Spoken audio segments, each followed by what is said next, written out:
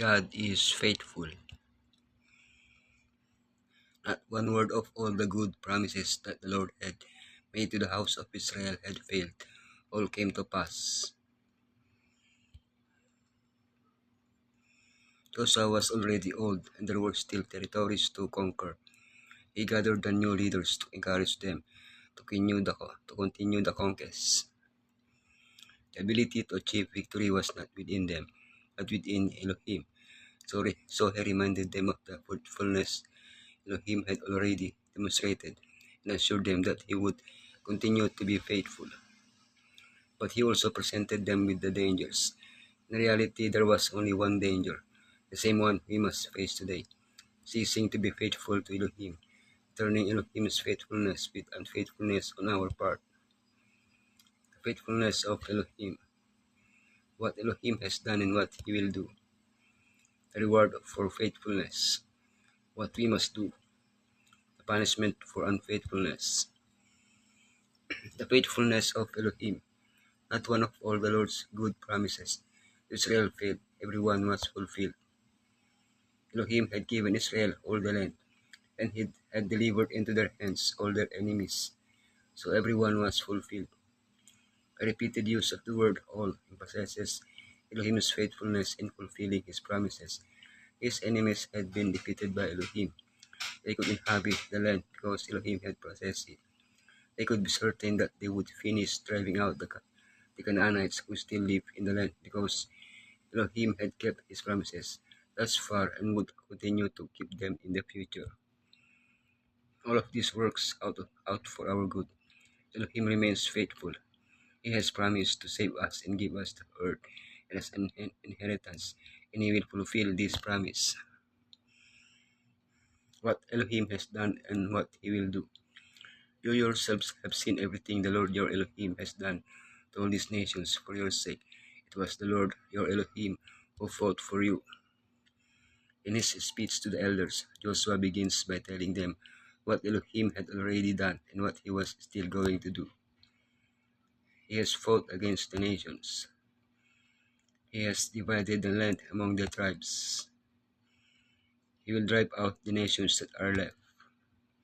All this what had already been done and what was yet to be done was subject to a single condition on the part of Israel: obedience.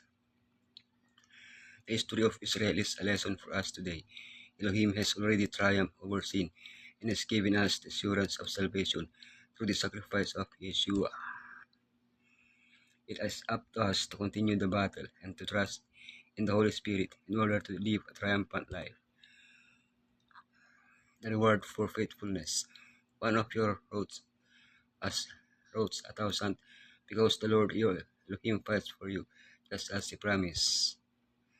The reward for Israel's faithfulness would be complete and absolute victory over all their enemies. In the context of the conquest of Canaan, faithfulness to Elohim had to be manifested in three very specific ways. Do not marry the inhabitants of the land. Do not mention the names of their Elohim. Not to worship their Elohim. They had to maintain spiritual purity. If they married the inhabitants, they would begin to speak of their Elohim and would end up worshipping them. Thus began Solomon's apostasy. Therefore, we Christians are advised to follow the same recommendations and not to marry unbelievers. What we must do. So be very careful to love the Lord your Elohim. We can say without a doubt that the main point of Joshua's speech is found in verse 11, to love Elohim. Israel had to demonstrate their love by not loving other gods, which would result in serious harm to them. In addition, Joshua proposes an incentive to nurture that love, Elohim's faithfulness. Today we have an even greater incentive, example of Yeshua. Elohim desires to enter into an intimate and personal relationship with every person who responds to his love.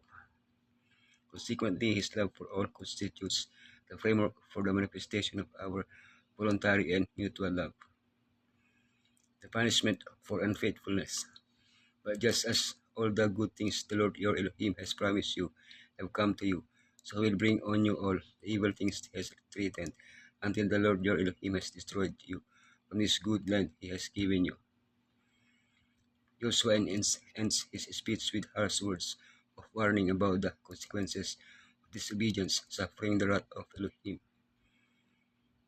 as well as in the promised land, and was fully aware of the consequences of provoking Yod Elohim's anger by flagrantly breaking the covenant. The same love that led Elohim to give his son for us is the one that manifests itself in anger against those who stubbornly cling to sin. Israel failed and suffered its punishment. We today have the opportunity to write a different story, to remain faithful and abide in His love. All your happiness, peace, joy, and success in this life are dependent upon genuine trusting faith in Elohim. This faith will prompt through obedience to the commandments of Elohim. Your knowledge and faith in Elohim is the strongest restraint from every evil practice, the motive to all good. Live in Yeshua as one who pardons your sins, one who wants you to be happy in the mansions He has gone to prepare for you. He wants you to live in His presence, to have eternal life and a crown of glory.